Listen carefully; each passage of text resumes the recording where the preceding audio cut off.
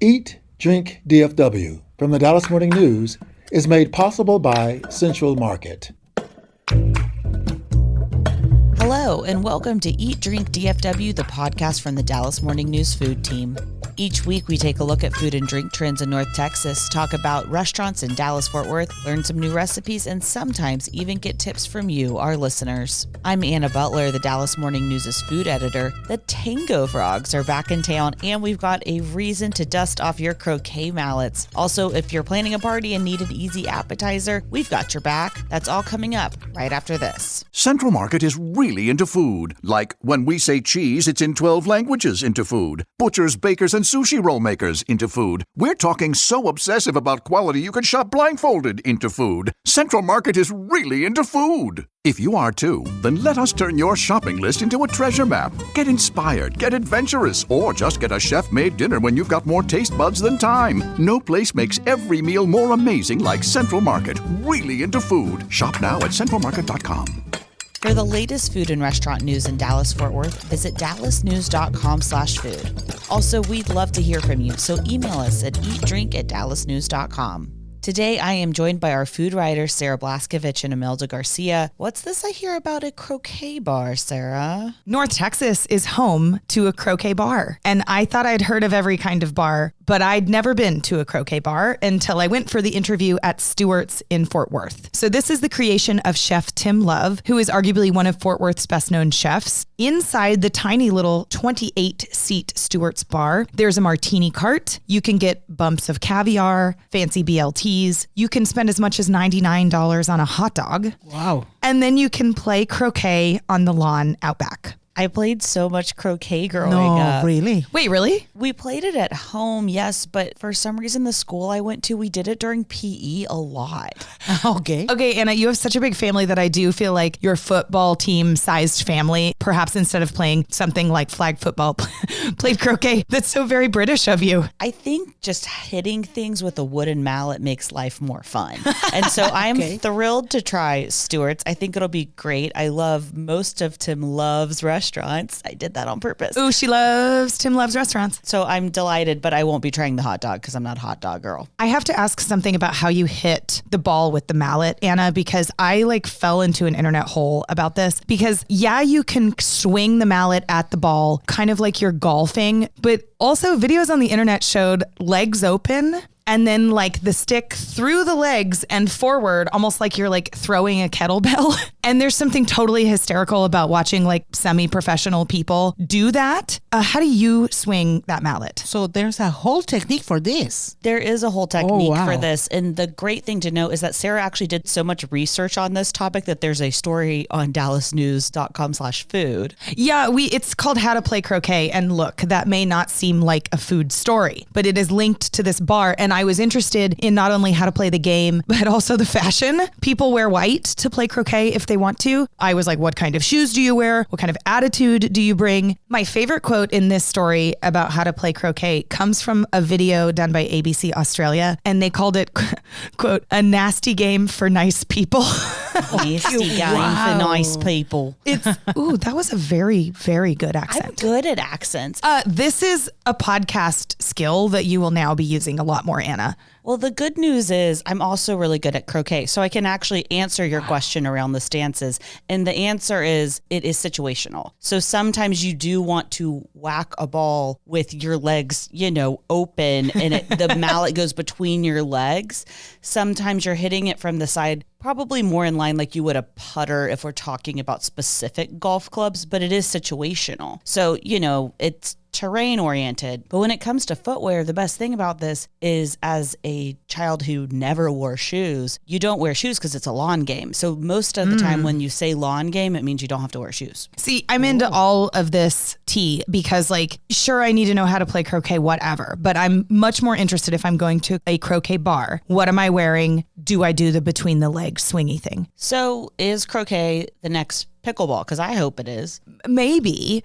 I couldn't find croquet bars across the US. This is like not a thing outside of the sport of croquet. So this speaks to me, the idea that you could eat some fancy fun food, drink a good cocktail, and go with your friends for an activity. I'm into that. But Chef Tim Love recognizes that this is kind of one of one right now. So we will watch and see what happens next. Isn't it dangerous to have a mallet in some cocktails inside of you? It was more dangerous to have axe throwing bars, which was a different entertainment trend that has kind of gone out of style. So Imelda, this seems safe to me compared to the alternative. I thought someone was going to hit me in the head with a driver at 10 a.m. at a Top Golf on Mother's Day. So I'm going to be honest with you. I don't think it's the sport. I think it's the people. Correct. Okay, Imelda, I hear there's some news out of Collin County. Yeah, good news for Collin County. So they are going to have a San Martin bakery in Plano. It's going to have now 3 restaurants here in DFW. The first one, let's remember, it's here in Uptown. The second one was in Addison. And now this third one is going to be in Plano. So they plan to open in November, and they will offer the same Guatemalan and Mexican dishes and all that fabulous pastries that they have. The cakes over there are amazing, especially the strawberry. It's really, really good. This third location will be in Preston and Spring Creek. Do you like any pastry from there? Yeah, they're super beautiful. I mean, that's thing one. And then it appears like they're making kind of the Instagram trendy pastries in addition to, a birthday cake and all that stuff. So that's fun. Like they've got a croissant roll filled with Nutella, which, just sounds like it needs to be on my Instagram right now. Yeah, the Napoleons are really good also. They do a good job of also doing savory pastries. I do enjoy a more savory croissant if I can get one. It's not that I don't love an almond croissant too, but I have a chicken vol au vent one, and it's real good. And there are other places that will open in Collin County soon. For example, the Kicking Crab is going to be in Plano now. Sasa Thai offering Thai food. We Are Dog, this Lebanese bakery. Masuki Sushi, Beans and Bubbles, and Cafe Sopas. This Cafe Sopas has this Dubai chocolate strawberry cup that is so popular in social right now. Oh, yeah, everybody's talking about this. Yeah, everybody's talking about that. So, yeah, Collin County, good news for you. First came the rooftops, now we're getting the restaurant. And Sarah, I must know, because you have been writing about these frogs. What are the Tango Frogs? Yes, 3 groovy pieces of Dallas art returned to Greenville Avenue after a 40-year absence. These Tango Frogs were created by a Dallas artist named Bob Daddio Wade. And Daddio was very well known for years. He has since passed. But these 6 frogs that he made, they weigh hundreds of pounds each, and they were once commissioned to dance atop a Dallas nightclub called Tango on Greenville Avenue in 1983. Hence their name, the Tango Frogs. Since then, the 6 sculptures have traveled around Texas. They've been to a truck stop called Carl's Corner. For anybody who takes I-35 south to the Austin area, I'm sure you've seen them. They've been to Nashville. They've sat on top of a taco cabana that's now a Starbucks. But on May 8th of this year, the 3 Tango Frogs that were at a Chuy's in Nashville were trucked back to Dallas and placed on Greenville Avenue just down the street from where they originated. Now, I went to Chuy's on Mother's Day, of all places to go. That is the perfect Mother's Day place. It was a really good Mother's Day, actually. And there were those 3 Tango Frogs in all their glory back in Dallas. Are they as cool as they look in the pictures? Okay, these frogs are so much bigger than they seem in a picture, and they look like a complete blast. Like if I were to go party with somebody, I would pick these 3 frog friends. One is wearing a coconut bra. Okay. Which is just like, that's a vibe that I'm into. And at least one is playing an instrument. Apparently they did once actually dance. They moved. They don't move anymore, but I just love them. And I think it's neat that they're back on Greenville Avenue down the street from where they were back in 1983. Sarah, you told us about 6 of them, and 3 are back home. Where are the other 3? They are also on Greenville Avenue and have been there for a couple of years. They're at Truck Yard, which is a bar just up the street. And with these 3 coming from Nashville to the new Chuy's on Greenville, we now have all 6. They're not together, but they are on the same street and really in the same block from where they started. You can read about all of these things by visiting dallasnews.com/food. We're going to take a short break, and when we come back, we're going to help out Julie with a request for easy appetizers. Central Market is really into food, like fish flown in so fresh it still has jet lag into food. Our sourdough starter has been around since grunge was a thing into food. We're talking more prime cuts than a greatest hits album into food. Central Market is really into food. If you are too, then we're the HQ for you, whether you're a make every recipe in the cookbook foodie or a my favorite recipe is reheat type who just digs the delectable. No place makes every day more delicious like Central Market. Really into food. Shop now at centralmarket.com. Welcome back. Before we make ourselves hungry jumping into easy appetizer ideas, we're making one final ask of you to send in your go-to summer recipes. We'll be exploring these on Eat Drink DFW in June, so email us at eatdrink@dallasnews.com and tell us about what you love to cook or drink when summer sets in. Okay, so Julie, one of your daughters is graduating from high school in a few short weeks, and you're in the market for some easy appetizer ideas. Girl, she's graduating next week. That's why I have new clumps of gray hair. And we're planning this on top of having family in and the graduation ceremony. The very same day as her graduation, we're going to have a little open house. You guys have been invited. I hope you've gotten your invitations.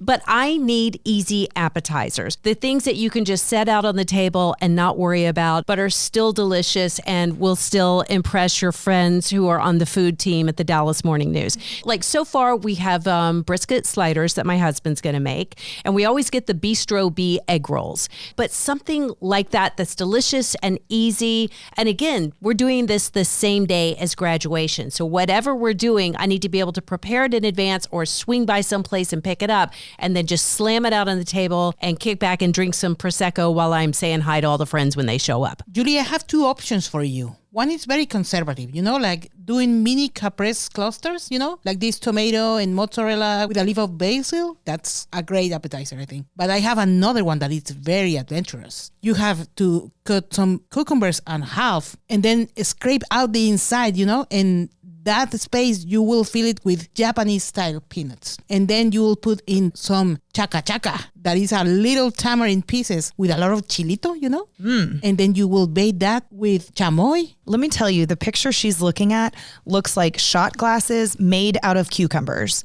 And on the inside of the cucumber, you fill it with like spicy sweet peanuts and tahini or chamoy. And they are so savory. Your party is going to be legendary because of this. Okay, those are cool. Yeah, super cool. All right, I'd like to offer an Indian-inspired recipe that we make all the time for parties. And it is basically a spiced ricotta. So you buy ricotta and then you finely chop cilantro and parsley and basil. And if you want to, some chilies to give it a little bit of heat, some garlic and salt. And then you just in a skillet cook halved cherry tomatoes with garlic, red chili flakes, and some olive oil. And then you make like a wreath. So you take the ricotta mixture, which is now kind of tinged with green color because of all those herbs, and you put the cherry tomatoes all the way around the outside like a wreath, and then either nearby or even stuck on the outsides, little crostini. And so people kind of dig in, you get a little bit of ricotta, a little bit of tomato, and everything in there has all the herbs and the garlic and the spice. And a little bit of zing, maybe. Yeah, that's right.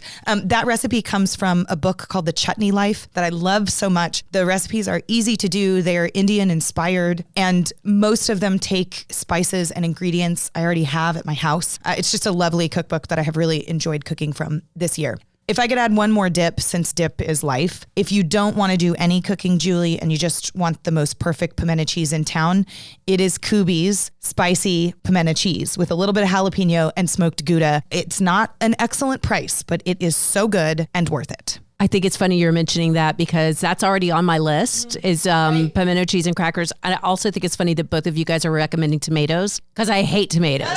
But oh no, excellent suggestions. And it's not about me. It's about everybody else. I know. I just want to add, Julie, that since we are coming to the party, it would be cool if you made some tomato dishes. Yeah, correct. But I can help with tomato-free ones.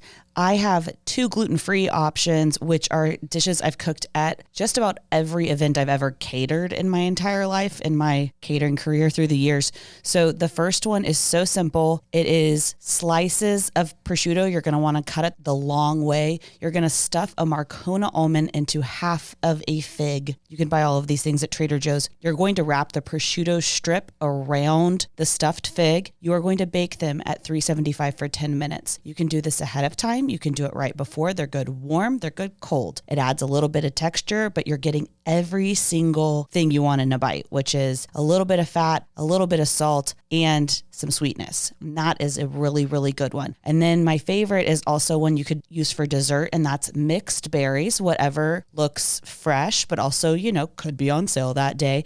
And then candied pecans, which is one of my favorite things of all time. And then a drizzle of balsamic reduction on top. And you can just parse those out into those little clear wine glasses, the plastic ones that you can throw away afterwards. And they are just delicious. They hit every note. They're not overly sweet. And again, gluten-free for all of these, because I feel like we do have to take that into consideration when we're hosting an event. But you're not upset if you have leftovers of either of these things, even if you are not a gluten-free person. I'm picturing this table, and it also seems so beautiful and vibrant with different colors, you guys.